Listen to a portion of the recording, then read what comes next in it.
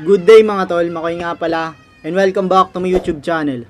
Ang video natin ngayon ay isi-share ko sa inyo kung bakit nga ba ako umiiwas sa pag-inom ng alak o bakit nga ba kailangan nating iwasan ang madalas na pag-inom ng alak o ang pagpapakalasing. Ang alak ay maraming masamang epekto sa katawan natin pero hindi ko na iisa-isahin. Ang isi-share ko lang yung natatandaan ko o pinakatinatandaan ko kaya ako umiiwas sa pag-inom ng alak. Unang hindi magandang epekto ng alak ay nakakataba. Pag nakainom kasi tayo, nagiging ganado tayong kumain. Sabi ng iba, nakakapagpabagal din daw ng panunaw.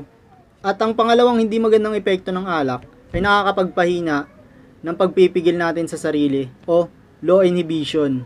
Itong inhibition o pagpipigil sa sarili, narinig ko na rin to kay Sir Nico David.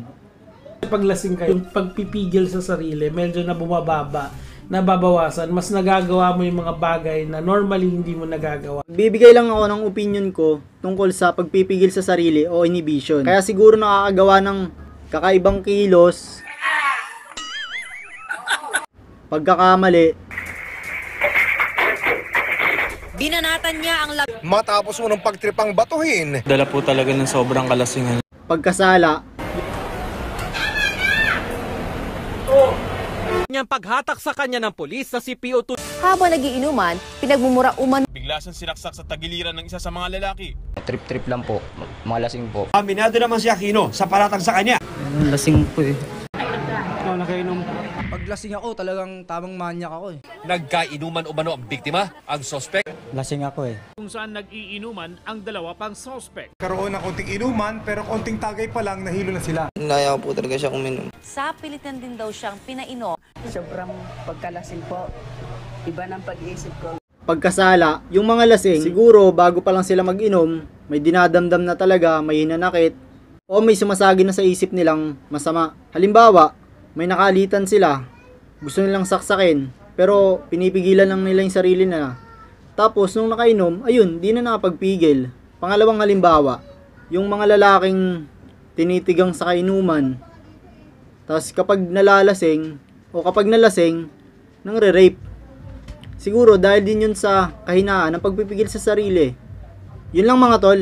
Pero bago matapos, uulitin ko lang yung dalawang hindi magandang epekto ng pag-inom ng sobra. Una, nakakataba kasi nagiging ganado tayong kumain. Pangalawa, nakakapagpahina ng pagpipigil sa sarili. Kaya nakagawa tayo ng mga bagay na hindi natin inaasahan. Kaya sana iwasan nating mag-inom kung may hinanakit tayo o tinitigang tayo sa kainuman natin. Pwede kayong mag-comment kung may mga mali sa sinabi ko o mali yung impormasyong nakuha ko.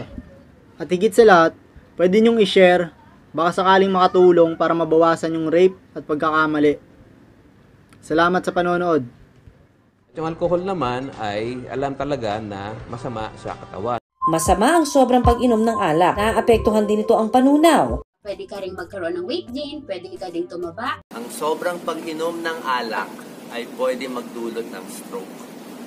Umiinom ng alak at gusto mo pumayat, and dapat mo ito iwasan.